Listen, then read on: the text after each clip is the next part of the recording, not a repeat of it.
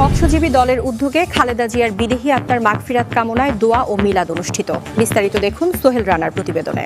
নগদে চলছে উৎসবের খুশি নগদে বেশি। দেশ জুড়ে 4000-এরও বেশি আউটলেটে পাচ্ছেন 35% পর্যন্ত ক্যাশব্যাক বা ডিসকাউন্ট। দেশি নগদে বেশি লাভ। নারায়ণগঞ্জের সিদ্ধিরগঞ্জে ১ নং ওয়ার্ড সিআই খোলা কাঠের পুল এলাকায় ২১শে জানুয়ারি রোজ বুধবার বিকেলে বাংলাদেশ জাতীয়তাবাদী মৎস্যজীবী দল সিদ্ধিরগঞ্জ থানা উদ্যোগে আপোষহীন নেত্রী বিএনপির চেয়ারপারসন ও সাবেক ৩ বারের প্রধানমন্ত্রী মরহম বেগম খালেদা জিয়ার মৃত্যুতে বিদেহী আত্মার মাগফিরাত কামনায় মিলাদ ও দোয়া অনুষ্ঠিত।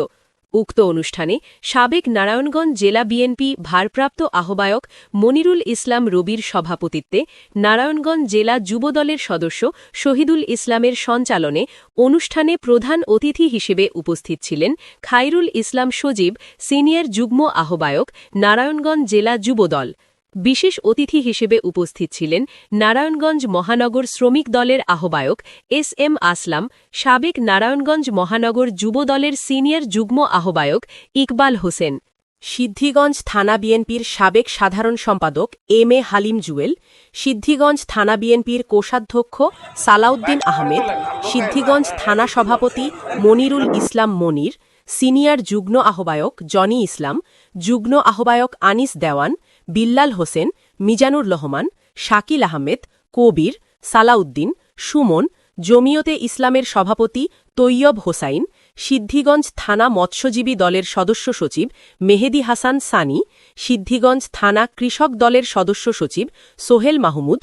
অন্যান্যদের মাঝে আরও উপস্থিত ছিলেন ১ নং ওয়ার্ড বিএনপির সহসভাপতি সামির আলী, ১ নং ওয়ার্ড বিএনপির স্বাস্থ্য ও পরিকল্পনা বিষয়ক সম্পাদক নাজিমুদ্দিন খোকা, ১ নং ওয়ার্ড বিএনপির সহসাংগঠনিক সম্পাদক শেখ জামাল, ১ নং ওয়ার্ড শ্রমিক দলের সভাপতি আলীরাজ, ৪ নং ওয়ার্ড শ্রমিক দলের আহ্বায়ক হাবিব, ৬ নং ওয়ার্ড মৎস্যজীবী দলের সভাপতি রুবেল হোসেন সহ গণ্যমান্য ব্যক্তিবর্গ ও বিএনপির অঙ্গ সংগঠনের নেতাকর্মীরা উপস্থিত ছিলেন।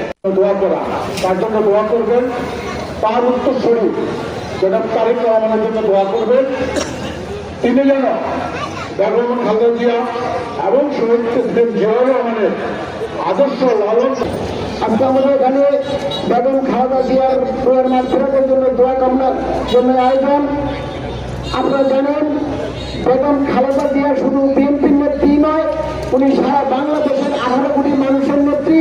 তার প্রমাণ বর্তমানে এখনো দেখতে পাবেন আপনারা শেরে বাংলা নগরের জাতীয় সংসদের উত্তর পাশে জিয়া উদ্যানে শহীদ রাষ্ট্রপতি জিয়াউর রহমানের সমাধির পাশে অবস্থিত বেগম খালেদা জিয়ার সমাধিস্থলে বাংলাদেশের প্রত্যন্ত অঞ্চল থেকে মা বোনেরা, বাবারা, ভাইয়েরা প্রত্যেকে প্রতিদিন হাজার হাজার লোক এসে তার জন্য দোয়া কামনা করছেন, ধন্যবাদ করছেন।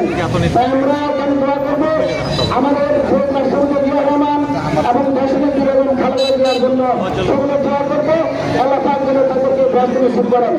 আমরা আরেকটি কথা বলছি, আমাদের বিএনপি মনোনীত তারেক রহমানের মনোনীত ধানের শীষের প্রার্থী আজহার ইসলাম মান্নান নারায়ণগঞ্জ ৩ সোনারগাঁ এবং সিদ্ধিরগঞ্জ আসন থেকে আজকে আমরা মার্কা পেয়েছি ধানের শীষ। মান্নান ভাই ধানের শীষের মার্কা পেয়েছেন, তাই আমরা আগামীকাল থেকে পুরো দমে ধানের শীষের প্রচারণা নামবো এবং সকলের কাছে ভোট চাইব। তার পূর্বে আমি এখানে আমাদের মা বন্ধুর উদ্দেশ্যে আমি একটা কথা বলছি। আমাদের নেতা বিএনপির চেয়ারম্যান তারেক রহমান একটা ঘোষণা দিয়েছেন যে তিনি সারা বাংলাদেশের প্রত্যেকটি পরিবারকে একটি করে ফ্যামিলি কার্ড দিবেন।